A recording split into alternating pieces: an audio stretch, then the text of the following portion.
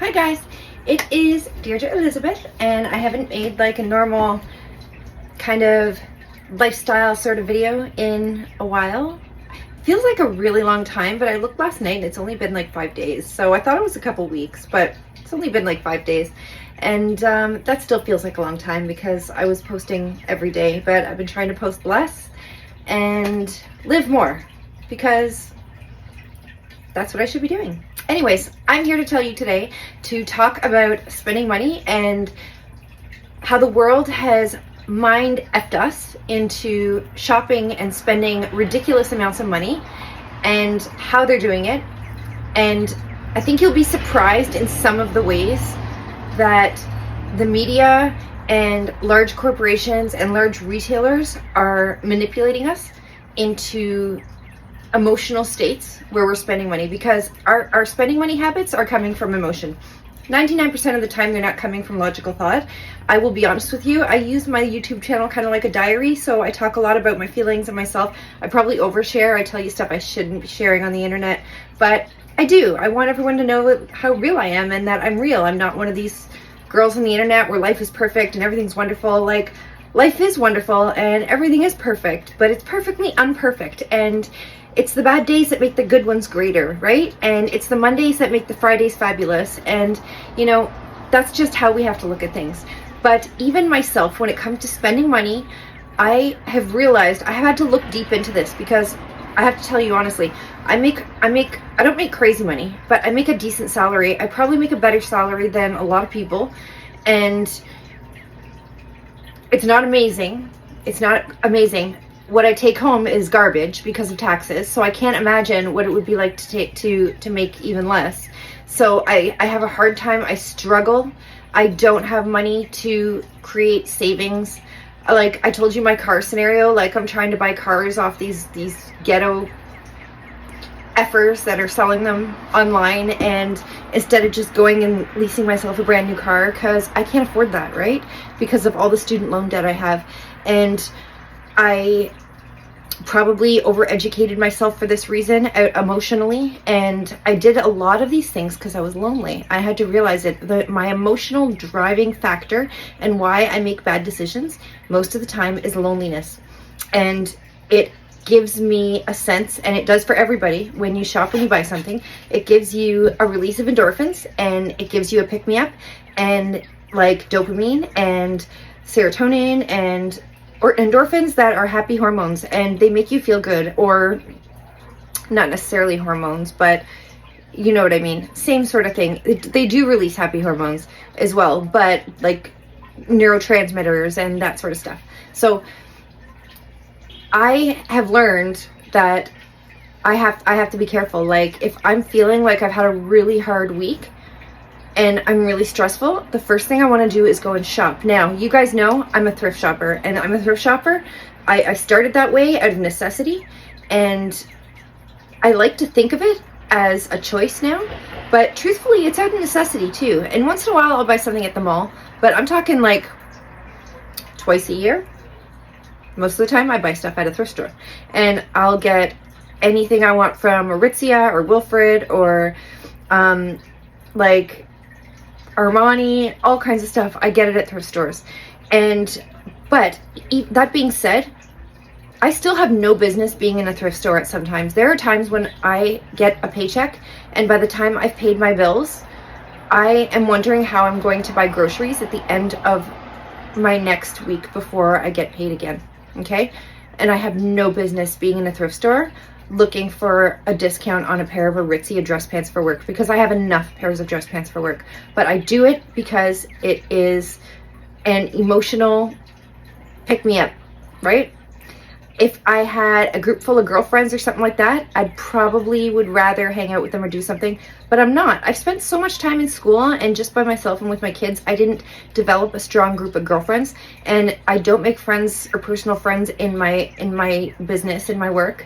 And it's not that, I mean, it's a choice too, but it's not that easy either, because everybody makes that choice. So it's difficult. So, and in my line of work also, it's a certain type of people that aren't, I'm kind of a bit of an anomaly, an enigma in my business. I'm a really happy, fun, funny person. I love to laugh. I love to have a good time. I'm really lighthearted. I'm really open-minded. I'm really like, I'm positive. I wake up excited every day, except for when I go through like depressive, sad episodes where I told you I was going through a few weeks ago. But for the most part, 99% of the time, I'm really positive, not critical, not judgmental. Like, anything goes. I can like have fun with like a club soda and lime at a bar all night and have a great time and dance with my friends, and that's it. But the type of people that are in the industries I work in, they're not like that. They're a lot of them are very uptight. A lot of them are very different than me. Not open-minded, not really looking to laugh and have a good time. They can't just laugh at themselves. Like, I can laugh at myself every day. I can criticize myself. I can laugh at myself. You can criticize me and I'll probably be like, yeah, like, it's looking wiggy, and you know, that's okay because like it's a wig. You know, stuff like that. Like, I can have a good time, but not everyone's like that. So I find myself being a lonely person, and I have a hard time. I struggle with that, and I've tried to find ways to make girlfriends, and I have a hard time with that. But the way I pick me up is shopping, and I've realized this even more recently when it comes to buying stuff on Amazon. I've realized that I don't really enjoy when the stuff comes. I enjoy waiting for it. And that's screwed up. That's demented. And then I was like, okay, this is an unhealthy habit. This is not, like, I'm ordering things that I need. I do need them. I don't order stuff for fun. It's ordering stuff I need. But the joy and the excitement is in the waiting for it, not in the getting it, thinking finally, gosh, I've needed this for so long, I finally have it. It's in the waiting for it, or else I could have just gone to the store and bought it myself. Instead, I ordered it on Amazon. But I'm learning, I'm getting better, and I'm not spending money, and I'm not going into thrift stores, and I'm not getting stuff. I did recently. I told you I was coming out of a depressive episode, and I wanted to change up my room a little bit, so I did some stuff to make my room prettier. I hung up a curtain rod, and I hung some curtains in different places, and I kind of divided my desk area from my bed area and where I relax and where my little fireplace is. So when I'm sleeping at night, I'm not looking at my computer thinking I need to be working because I'm a workaholic. So I've done that. I close the curtains and I don't see my desk. But I also, if you haven't noticed, I have a baby bassinet here. And it's not because I birthed a child recently. It's because my chicken, my 2-pound dog, has decided that he likes to sleep on my face. Right on my face. And I can't breathe. No matter how much I move him, I can't breathe. The dog is on my face. So I've got him his own bed. It's his chicken bed. And now I tell him, go to your chicken bed. And he goes to his bassinet. And it's like a really nice bassinet. It's really, really pretty. But I got it off Marketplace. And I got it for 25 bucks. And I needed it because I needed that dog off my face. So it wasn't like a splurge. But I'm being careful. Like, I'm aware of it now. I'm conscious. My kids gave me some little roses for Mother's Day.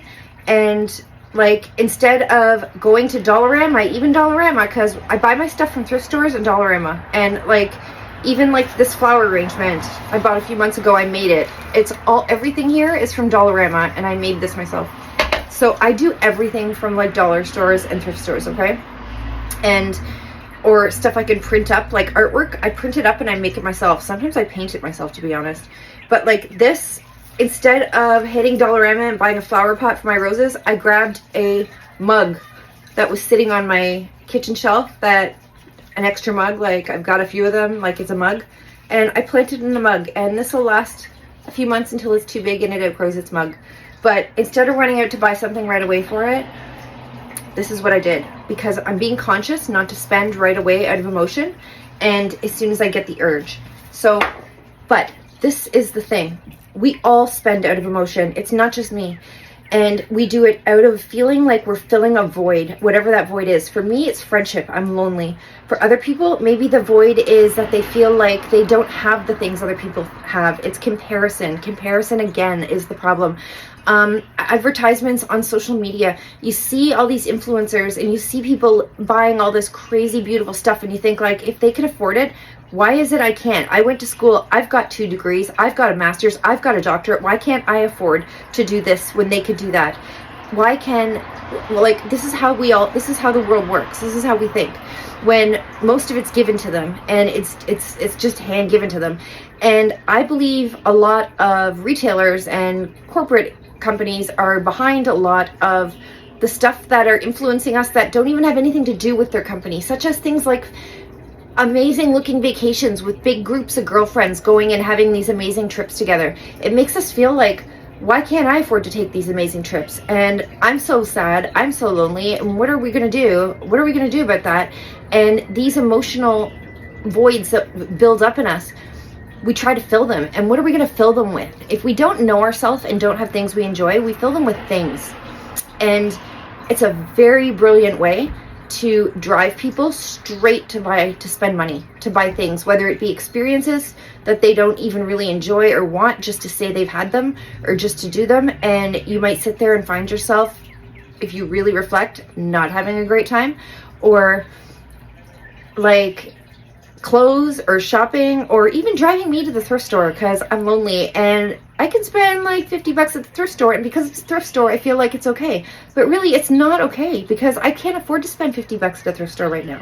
So I've stopped a few months ago. I started really reflecting on this and why I repeat certain behaviors, and I realized that I was actually looking at my budget and my money, and where's my biggest amount of money going, and it's on frivolous, stupid spending. And the stupid spending, when I looked at what I was buying, it wasn't that I was buying bad things, it was that I was buying for bad reasons. So like I came out of but I still screw up, I'm not perfect. I came out of my like little sadness and depression, so what did I do? I bought and found a beautiful pillow for my bed. I wanted to dress my bed up, make it look a little brighter and happier because I'm trying to feel happier, and I've had a bit of a depressive episode. So what did I do? I hit the thrift store, and sure, it was $5. And it was brand new. It still has its tags on it, and it's beautiful and clean. And I just brought it home and threw it in the dryer, heat it up, and then give it a wash, and it's beautiful. And it did. It brightened up my bed. It made me feel good. But it's the why that's the problem, right? It's not what I bought. Yeah, I needed something on my bed to brighten it up and liven up my room a little bit. I need to liven up my space. I live in here. I work a lot from home. Not a lot, but quite a bit. And I spend my time a lot of times in this area. So I want it to be someplace that's a refuge for me that makes me feel good. But what I fill it with and when I fill it is the problem. So I really truly believe, like, these advertisements and these influencers you see taking these big trips, these are paid for trips. They leave you feeling like you're missing out. They leave you feeling like you have a void in your life.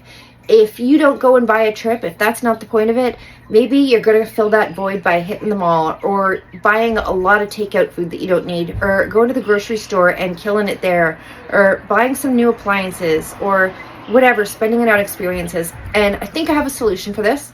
And I think the solution is for us to be more mindful and know ourselves better. And I don't think journaling is going to do that. I don't think meditation all day and night is going to do that. I'm sure it helps. It's part of it. If it works for you, do it. But I think experiences and trying new things and learning about new things is how we figure out other things in our life that can bring us joy, other than going out and spending money on whatever it is we spend money on. If we're a guy, maybe it's video games, maybe it's tech equipment, maybe it's new computers. I know my son, it's a computer guy, or skateboards, like whatever it is that's driving it, whatever we buy. I think we can find joy in other places in our life, and experiences are expensive, and that's another way to lose money. So when everyone else is telling you to get off the internet, I'm going to tell you the opposite. I think a really affordable way to kind of dabble around and get some experience into things that we like and what we enjoy is to get on YouTube and watch videos of people that are doing things, that have hobbies, that are into stuff that you would never watch, that you would never find interesting, that you would never be something you would never click on, and make a habit of doing that. And maybe, just maybe, we'll stumble across something, or a hobby, or a sport, or a pastime that somebody does, something they do that we find inspiring, that catches our attention, brings us a little bit of joy, brings us a little bit of a dopamine hit, and it's exciting. And then once we find something like that, maybe that's a place to spend a little bit of money, and maybe invest or engage in a little bit to see if that's something for us, because spending money on something that truly brings you joy, that's intentional and that is planned and you budget for, that's healthy spending. Spending out of loss to fill a void is unhealthy spending. But if I find a hobby online by checking out different YouTube channels and I've decided it looks like, I think wall climbing looks like really freaking cool. Like, I think I want to try that. I'll find a wall climbing place and take a beginner class. You know what I mean? Now, I'm not going wall climbing. It's not for me. I'm just using it as an example. But it's probably fun. But, you know, I think getting on the internet, getting on YouTube, looking at other people who are actually documenting their real life, and it isn't parties and all good, but hobbies and interests. And the other way to do it is to read. I always push reading. Read different kind of stuff. Read books. Read types and genres of novels that you wouldn't. Read true crime. Read romance books. Read biographies. Read autobiographies. Read all kinds of stuff. And I love to say that because I'm a reader. So for me, I love to read. That's what I do. I'll read. And I find a lot of joy in it, and I find a lot of interest in reading different stuff. And it makes me excited. I get dopamine hits from reading. And particularly my favorite stuff is textbooks. I love reading textbooks and rereading my old textbooks. And judge me, just be nice in the comments. I know there's probably worse things you could say about me than that, but still, that's my thing. I enjoy that. But not everybody has the attention span to read like that, and that's fine. And not everybody loves reading. So get on YouTube and start looking up different videos, stuff that you don't go to your normal go-to, your influencers, your go-to stuff. Look up different stuff. Pick up random shit and just watch some random shit. And just throw spaghetti at the wall until you find something that sticks. And eventually, if you start experiencing enough different types of stuff, and different types of activities and hobbies and what they do with their lives and different ways of living, different lifestyles, different stuff like that, you'll find something that interests you, and you might find something that lights you up a little bit and brings a little spark into your soul. And then that's something to invest a little bit of money in and throw maybe a little bit of cash into, even if you're tight for money. Maybe that's something to save for, something that you want to plan for. And say you're going to get maybe you can't do it right now, but you're going to watch all kinds of videos about it. You're going to read if you like to read about it, learn as much as you can about it and know everything. So when start saving your money, budget for it, make it a priority, even if it's little bits. And no, in 3 months from now, I'm going to go and try this. And when I go try it, I'm going to know everything there is to know about it, and I'm going to be ready, because I'm going to watch every video there is about this until I know how to do it and I know what I'm doing. So when I walk in there, I can get the full experience. So anyways, that's just my little piece of the day. I think a lot of what we're seeing on the influencer and the media side and social media is very well articulated and very well produced and marketed to make us feel empty and make us feel like we're missing out. And it's doing it to young people and to kids, which is really sad. It's doing it to adults. I know better. I have an extensive education in psychology. I have an extensive education and work experience and forensic psychology. I know better, and this has impacted me negatively, and it took me time to realize it, to be like, what the hell are you doing? You're being ridiculous here. And so for an average 14-year-old, they don't stand a chance. They're just going to feel like they're empty and lonely, because that is what the marketing is intended to do. And it's intended to do that so that we can fill a void. And the best way to fill a void for most people is to buy something that's worth $50 or $70, because that's something we can probably do.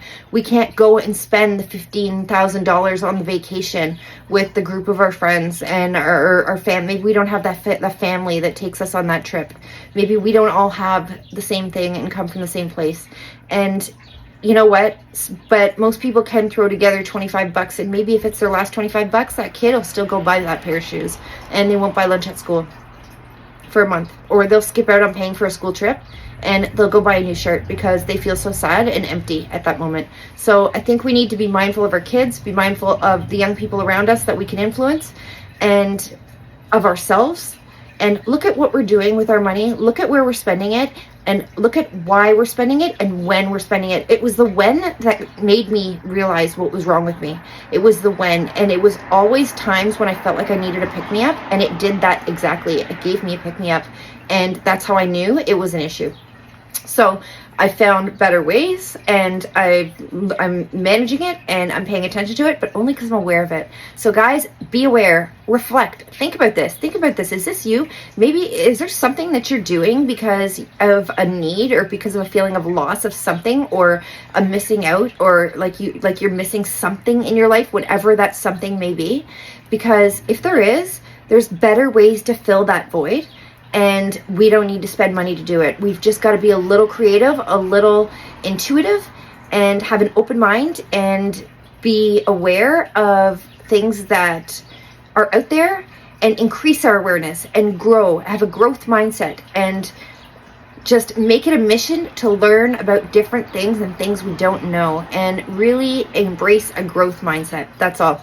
And I think we'll stumble upon things that bring us joy and fill that void, and can help us to get through those moments where we would spend where we don't need to, and help us get past that and do better things with our money, and live a better life and a more intentional life, and you know, feel better about ourselves. Don't feel like we're like being driven by certain things, or like life is happening to us. Like, we are making every choice. Life is not happening to us. We are choosing our lives. And we need to make it our priority to figure out why we're making the choices we're making, so that we can choose the best life possible that we can achieve. And that'll look different for everybody, and that's okay. It's supposed to. That's how it's meant to be.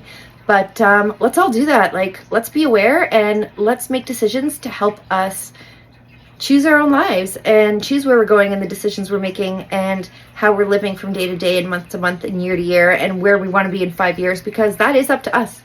We just have to have the knowledge and the awareness to make the decisions now and every single day to get us there. And if we do 1% better every day, I always say that, 1% better every day, then we're always going to be better off next year than we were this year.